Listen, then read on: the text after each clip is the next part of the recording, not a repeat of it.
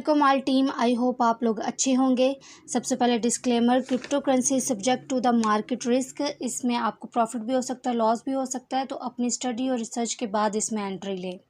सबसे बड़ा जो इस वक्त सवाल है वो ये है कि मार्केट की जो अभी कंडीशन चल रही है उसके पीछे वजह क्या है, मज़ीद हमें कब तक इस सिचुएशन का सामना करना पड़ेगा और कब हम इससे बाहर आएंगे, और ऐसी सिचुएशन में हम सेफली कौन से कॉइन्स पर पोर्टफोलियो कर सकते हैं। इन सारी चीज़ों के बारे में मैं आपको बताने वाली वीडियो का एक भी पार्ट मिस आउट ना कीजिएगा। वीडियो अगर अच्छी लगी तो लाइक एंड शेयर मस्ट कीजिएगा, और अगर अभी तक आप लोगों ने मेरे चैनल को सब्सक्राइब नहीं किया तो चैनल को सब्सक्राइब कर दीजिएगा, साथ ही साथ बेल आइकन के बटन को प्रेस कर दीजिएगा ताकि मेरी कोई भी न्यू अपडेट आप लोगों से मिस आउट ना हो सके।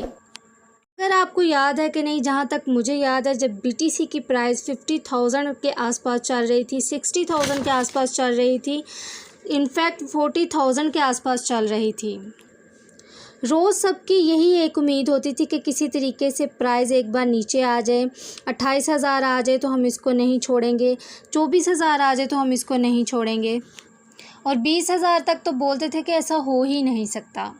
हमेशा याद रखें कि एक्सपेक्ट द अनएक्सपेक्टेड। जैसा राइट नाउ मार्केट का माहौल चल रहा था, पैनिक सिचुएशन वगैरह, और जैसा कि सबको पता है कि इसके पीछे रशिया, यूक्रेन, US, चाइना, इन सब का इम्पैक्ट मार्केट पर पड़ा था और अभी भी है। जहाँ तक हम एक्सपेक्ट नहीं कर रहे वहाँ तक प्राइस जा सकता है।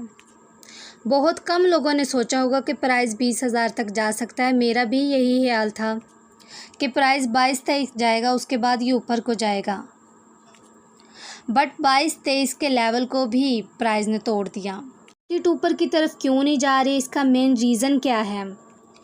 जब भी मार्केट में कोई अच्छी न्यूज़ आती है तो उसके बाद बयान आ रहे होते हैं कि ये हो रहा है, वो हो रहा है, तो उसके बाद क्या होता है कि मार्केट एकदम से डंप में चली जाती है। तब यही समझ ले कि पैनिक क्रिएट किए जा रहे हैं।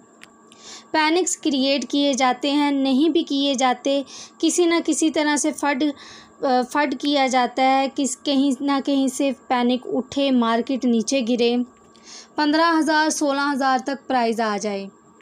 पैनिक क्रिएट करने के लिए असल मकसद होता है माल उठाने के लिए। This the time to pick. ये सारी चीज़ें उसी तरह से चल रही हैं जब 2018 में इसी तरह की सिचुएशन हो गई थी। तब भी बहुत सारे लोगों ने यही सोचा कि BTC अब ऐसा हो जाएगा, वैसा हो जाएगा, मगर वहीं से प्राइस ने बैक बाउंस ले लिया था। 20,600 का एक डिप लगा था, उसके बाद प्राइस एकदम से ऊपर गया था, बट अभी भी मार्केट स्टिल बेरिश है, सो वेरी केयरफुल। अगर आपके पास फंड है और आप लगाना चाहते हो तो फिर लॉन्ग टाइम समझकर लगाना पड़ेगा। सपोज़ करें कि अगर अभी आप एंट्री ले रहे हैं तो दिमाग में ये रख लें कि 1-2 साल तक इसको भूल जाएं।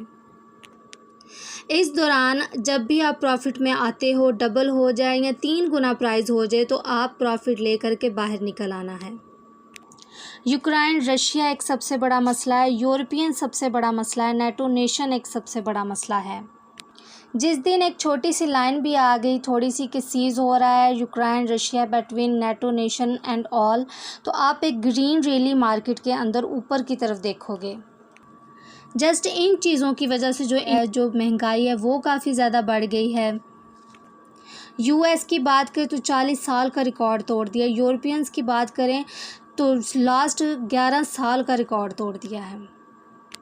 सब चीज़ें बाहर निकल कर आ रही हैं, इसका कुछ इम्पैक्ट तो मार्केट के अंदर रहेगा, लेकिन एक बात है, अगर रिकवरी आती है इसके अंदर तो सबसे ज़्यादा फास्ट क्रिप्टो की होगी।